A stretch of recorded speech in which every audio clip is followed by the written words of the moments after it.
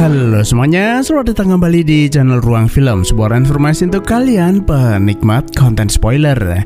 Oke, di video kali ini kita akan membahas film berjudul The Silent Planet yang dirilis tahun 2024. Film ini berkisah tentang dua narapidana di masa depan yang dikirim ke planet yang sangat jauh untuk menjalani kerja paksa seumur hidup. Jadi nggak usah lama-lama, kita langsung masuk aja ke pembahasan filmnya. Suatu ketika di masa depan, ribuan ras alien yang disebut dengan Oyan datang mengungsi ke bumi mencari bantuan karena planet mereka mengalami bencana besar. Meski ras alien tersebut datang dengan damai dan tidak menunjukkan tanda-tanda permusuhan, tapi sebagian manusia memperlakukan mereka dengan buruk, bahkan sangat buruk. Karena kedatangan mereka secara tidak langsung memaksa manusia bumi berbagi tempat di tempat yang sudah mulai penuh sesak. Karena itu, para ilmuwan mulai mengembangkan teknologi kuantum yang memungkinkan manusia bepergian ke planet yang sangat jauh sekalipun berada di ujung alam semesta. Tujuannya tentu saja menemukan planet baru untuk kolonisasi. Namun pada akhirnya, planet baru yang ditemukan tersebut justru digunakan sebagai penjara dan koloni tambang, dengan narapidana berat sebagai pekerjanya, seperti pembunuh, teroris, dan tentu saja para pengkorup. Seandainya planet tersebut memang ada, mungkin teman-teman bisa menebak koloni terbesarnya sudah pasti berasal dari negeri pengkorup. Sebenarnya ada banyak alasan kenapa sampai saat ini manusia bumi masih enggan meninggalkan bumi. Jangankan pindah planet, sekedar pindah ibu kota pun tanpa niat dan kesungguhan hati bukan perkara yang mudah. Meski tujuannya sangat baik seperti mengurangi kepadatan penduduk, efisiensi waktu, dan lain sebagainya, tapi pergi merantau dari tanah kelahiran ke kota baru enggak semudah yang dibayangkan. Apalagi di kota tujuan ada mantan yang selalu membayang-bayangi pikiran kita. Meski kedatangan alien tersebut merupakan latar film, tapi sebenarnya bukan itu inti cerita film ini, melainkan berkisah tentang seorang narapidana tua bernama Theodore yang dikirim ke sebuah planet berjarak 43 tahun cahaya dari bumi untuk menjalani hukuman seumur hidupnya sebagai pekerja tambang mineral berupa biji besi bercahaya yang ditemukan di dalam tanah. Konon katanya mineral tersebut digunakan untuk memperbaiki kerusakan lingkungan di bumi. Namun anehnya, di area di mana Theodore berada tidak ada siapapun selain dirinya. Ya mungkin saja setiap orang sengaja ditempatkan di area tambangnya sendiri agar tidak terjadi konflik. Setiap hari Theodore punya target minimal seberapa banyak ia harus menambang untuk kemudian dikirim ke satelit yang melayang di angkasa. Jika ia kedapatan bermalas-malasan, maka sensor biomonitor yang tertanam di dadanya akan menyala, lalu mengirim sinyal ke baju kerjanya agar mengalirkan listrik untuk memperingatkannya. Padahal Theodore itu udah tua, kesehatannya memburuk, dan mungkin saja ia sudah lupa siapa dirinya karena ia terlalu lama hidup sendirian dan berada dalam kurungan isolasi selama bertahun-tahun. Planet tersebut sebenarnya memiliki spek yang mirip dengan bumi seperti gravitasi ataupun oksigen. Hanya saja perbandingan komposisi udara yang tidak seimbang membuat kualitas udara tidak sebersih di bumi. Jadi setiap keluar dari shelter, Theo menggunakan filter udara untuk menjaga kesehatannya. Selain itu, satu hari di planet ini hanya berlangsung 14 jam saja yang menjadikan hidupnya terasa sangat singkat.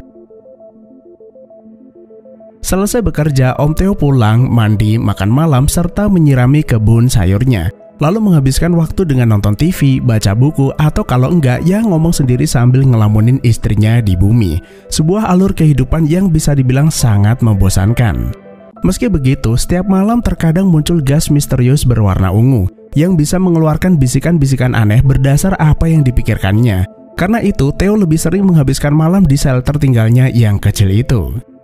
Shelter tersebut sebenarnya bukan shelter biasa, melainkan kabin dari pesawat mendarat yang digunakan pemerintah untuk menurunkan narapidana ke planet tujuan, sekaligus menjadi tempat hunian yang dilengkapi AI serta sistem penyokong kehidupan.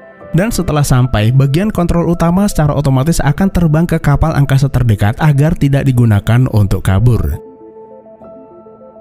Esok paginya, ketika sudah waktunya bekerja, sensor di dadanya akan memicu alarm yang baru akan berhenti ketika Theo sudah memakai baju kerjanya dan keluar dari shelter. Hari itu, Om Theo sebenarnya lagi nggak enak badan. Pengennya sih nggak kerja, tapi alarm terus berbunyi dan mau nggak mau Theo harus tetap menambang.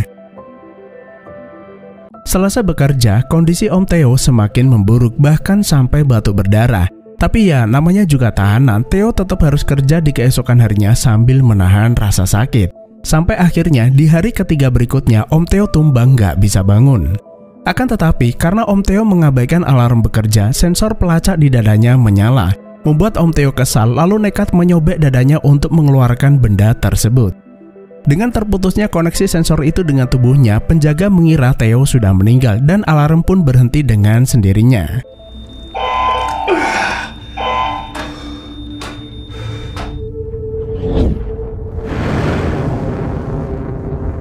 Nah, beberapa hari kemudian, Theo melihat sebuah pesawat angkasa memasuki orbit planet.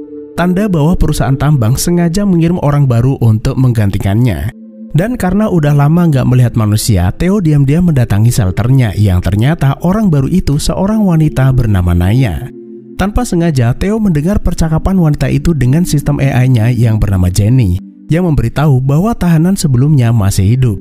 Meski biomonitornya tidak menunjukkan tanda-tanda kehidupan, tapi satelit masih menerima biji tambang.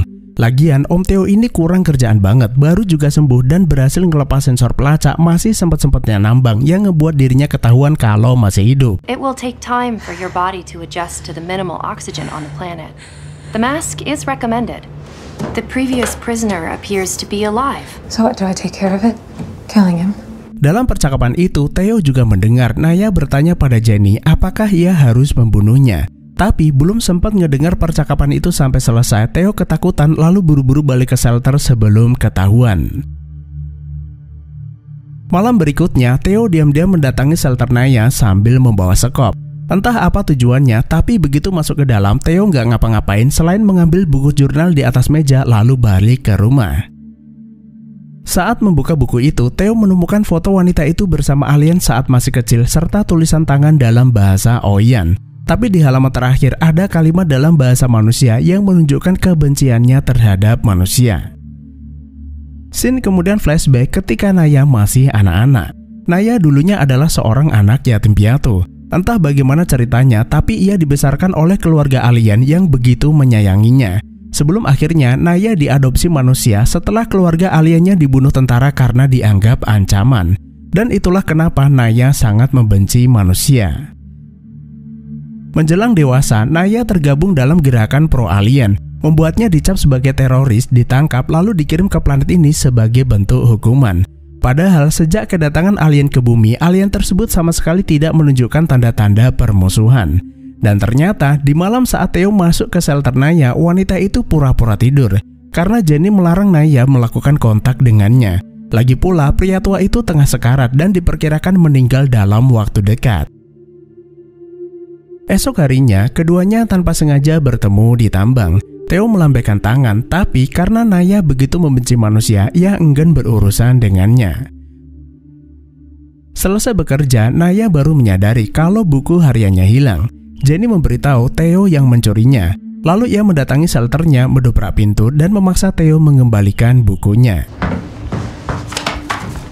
Malam berikutnya, Theo mendatangi Naya untuk meminta maaf karena sudah mengambil jurnalnya. Lalu bertanya bagaimana keadaan bumi di saat ini dan apa acara TV favoritnya. Barangkali mereka bisa nonton bareng di rumahnya. Naya sebenarnya malas berbicara dengannya. Lalu menjawab apa adanya kalau bumi masih di tempatnya dan Naga Indosiar adalah film favoritnya. Esok harinya di tambang, Theo ngajarin Naya bagaimana cara mengoperasikan mesin pengirim mineral, sambil memperingatkan agar waspada terhadap gas ungu karena bisa mempengaruhi pikirannya. Ditambah hidup dalam kesendirian bisa menghancurkan dirinya, hal yang juga terjadi pada orang-orang sebelumnya. Ya, meski Theo sangat ramah padanya, tapi Naya masih enggan berurusan dengan orang yang terjebak dalam kesendirian selama 15 tahun. Lagi pula, tanpa ada teman pun, ia yakin bisa menjalani hari-harinya dengan normal. Kemudian di pagi berikutnya, Naya terkejut mendapat surat undangan makan malam di shelter Theo yang tentu saja membuat Naya rada ilfil.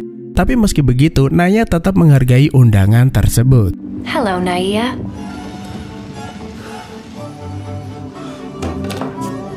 Hey, welcome. Malam itu Naya bertanya. Saat ia jalan ke sini, Naya tidak melihat adanya gas ungu. Lalu mengira gas itu hanya merupakan halusinasinya karena terlalu lama sendirian di sini. Theo menjawab tidak, tapi sebaiknya ia tetap waspada di planet yang sunyi ini. Hey, your journal was no Ian. Keduanya pun lantas saling berbagi cerita mengenai latar belakang masing-masing serta hukuman apa yang membawa mereka ke planet ini.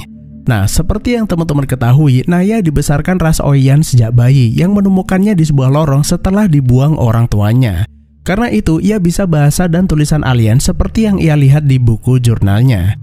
Selama di bumi, Naya tinggal di distrik 12 sekitar Laut Hitam tempat sebagian besar pemukiman alien berada. Meski ada juga alien yang tinggal di kota-kota. Namun sayangnya, saat ia berusia 10 tahun, keluarganya dibunuh tentara lalu diadopsi seorang manusia. Meski begitu, keluarganya kurang bersikap baik padanya. Bahkan mereka jugalah yang membuat laporan kalau Nia ini pro-alien. Karena itu ia ditangkap, dianggap berkhianat lalu dikirim ke planet ini. Dan ternyata Om Theo ini juga bisa ngomong bahasa alien meski cuma dikit-dikit. Hanya saja ia lupa kapan dan di mana mempelajarinya. Theo juga mengaku tinggal di distrik 12 meski beda wilayah.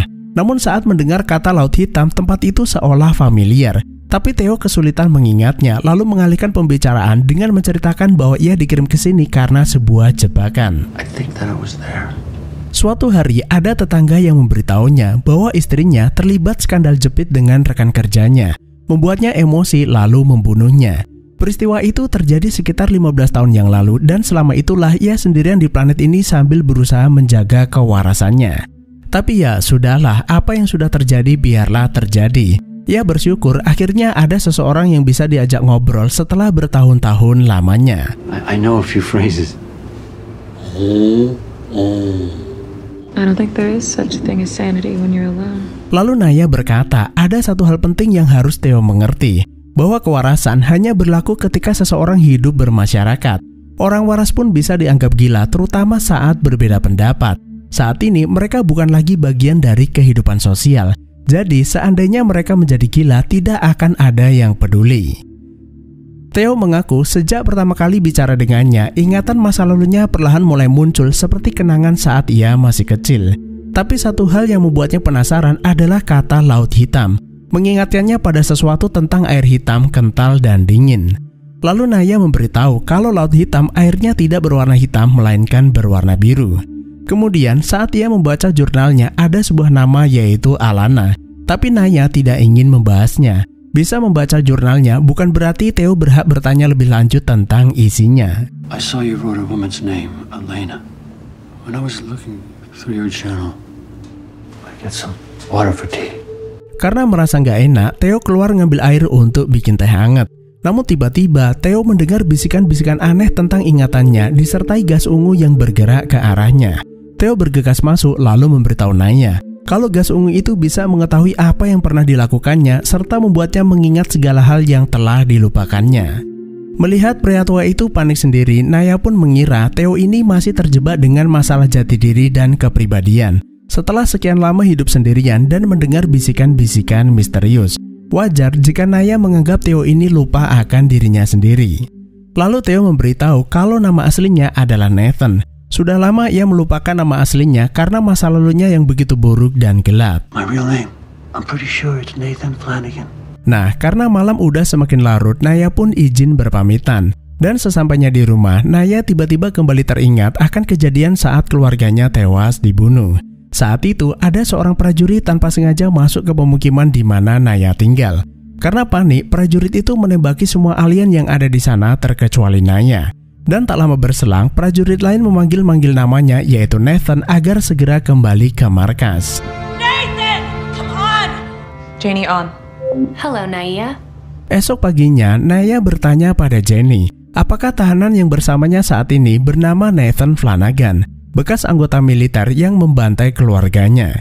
Naya hanya ingin jaminan keselamatan. Karena sebelum dikirim ke sini, pemerintah sudah berjanji tidak akan mengirimnya ke tempat yang sama dengan pembunuh ataupun tahanan lain.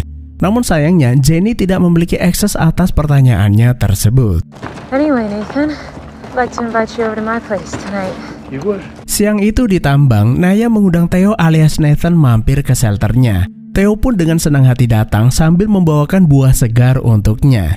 Naya mengaku saat ini dia lagi butuh teman bicara sambil memperlihatkan foto-foto di mana ia tinggal. terutama Laut Hitam, tempat pemukiman alien di mana Theo belajar bahasa Oyan. Selain itu, Naya juga bertanya apakah Theo dulunya pernah menjadi tentara. Karena yang ia tahu, warga sipil sebenarnya dilarang memasuki pemukiman alien selain anggota militer. Theo menjawab dia tidak pernah pergi ke sana. Laut Hitam itu hanya mengingatkannya tentang sesuatu di masa lalunya. Tapi bukan berarti ia pernah ke sana. Lalu meminta Naya mengganti topik pembicaraan. Is there something wrong, Naya? See, I was confused about that. Confused about what exactly? This is our dark black sea. Sikap Theo tersebut justru membuat Naya semakin curiga lalu memaksa Theo jangan berbohong padanya. Karena merasa disudutkan, Theo menjadi kesal lalu mendorong Naya kemudian pulang ke shelternya.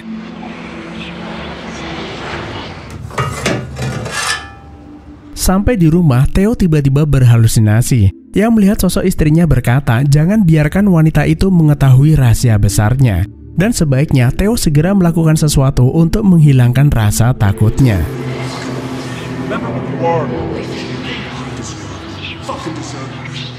Sementara di shelternya, gas ungu misterius itu tiba-tiba muncul di hadapan Naya, lalu membisikkan segala hal yang tidak diketahuinya tentang Nathan.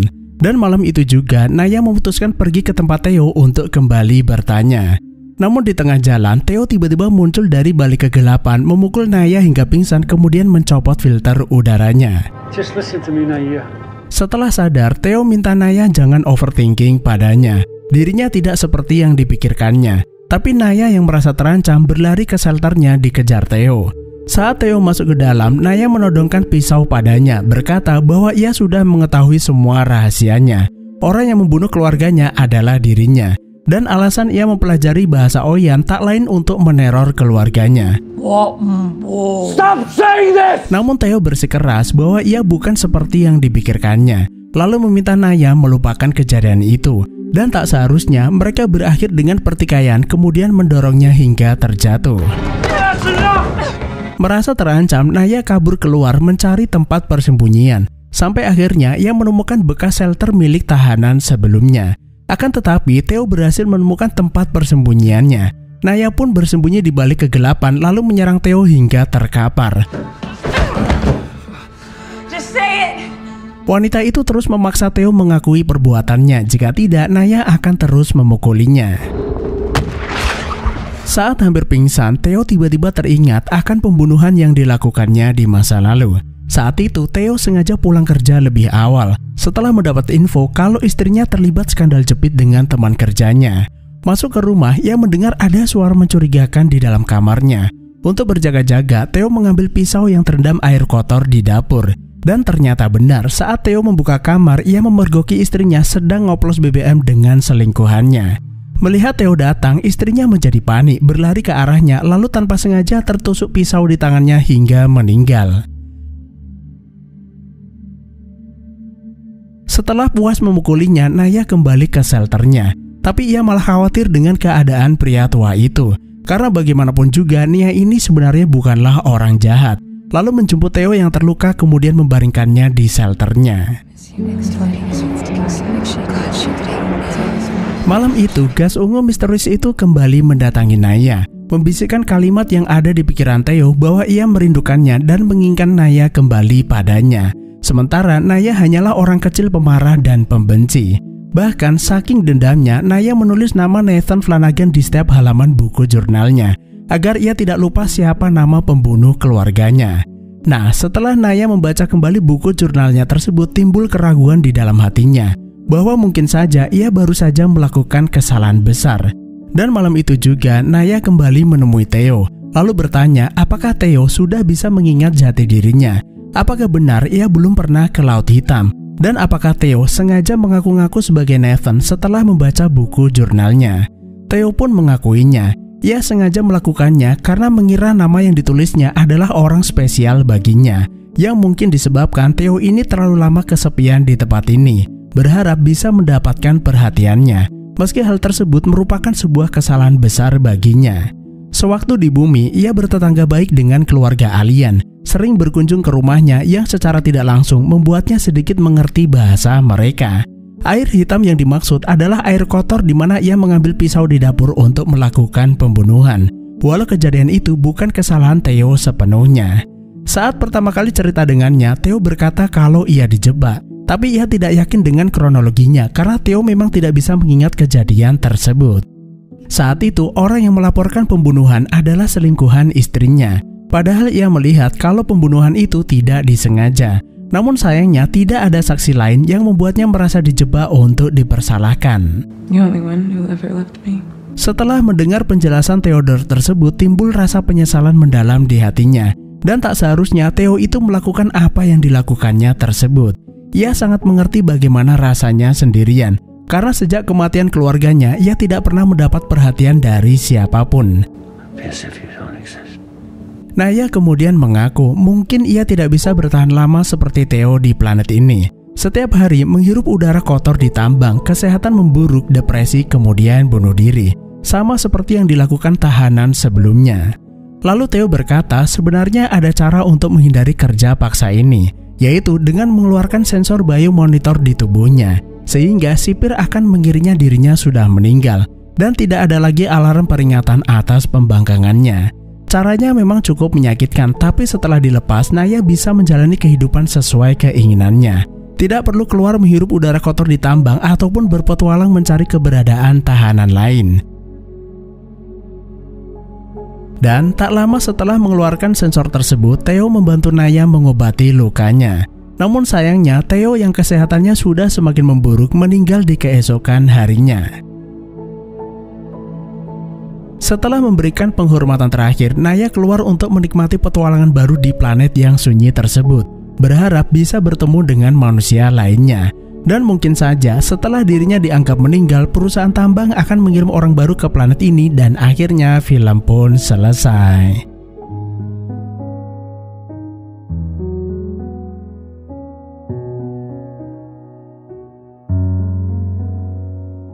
Sesuai dengan judulnya, The Silent Planet memang sebuah planet yang sunyi, menjadi tempat buangan bagi para tahanan serta menjadikan mereka sebagai pekerja tambang tanpa bayaran sebagai hukuman. Film ini memang sengaja ditampilkan sunyi, agar para penonton ikut mendapat pengalaman kesendirian yang dialami para aktor.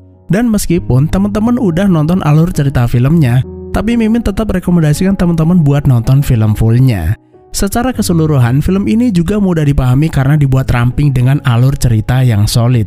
Naya digambarkan sebagai sosok yang dipenuhi amarah serta kesedihan yang mendalam. Sementara Theodore muncul sebagai lelaki tua kesepian yang sangat membutuhkan teman karena masa lalunya yang sangat menyedihkan. Namun jika kita memahami latar belakang keduanya, mereka bukanlah penjahat, melainkan korban ketidakadilan dari sebuah keadaan. Naya dianggap teroris karena berusaha membela kaum alien dari kekerasan. Sedangkan Theodore hanyalah seorang pria sial yang tanpa sengaja membunuh istrinya karena sebuah skandal. Sepanjang film, kita juga tidak diceritakan sebenarnya alien itu dari mana dan bagaimana nasibnya di bumi, ataupun kondisi planet mereka dengan segala misterinya. Karena memang film ini tidak berfokus pada hal tersebut di atas, melainkan berfokus pada sosok Naya dan Theodore itu sendiri. Tentang jati diri, ingatan yang kacau, konsekuensi atas tindakan masa lalu, kesendirian, ataupun kepercayaan. Dan itulah alur film The Silent Planet.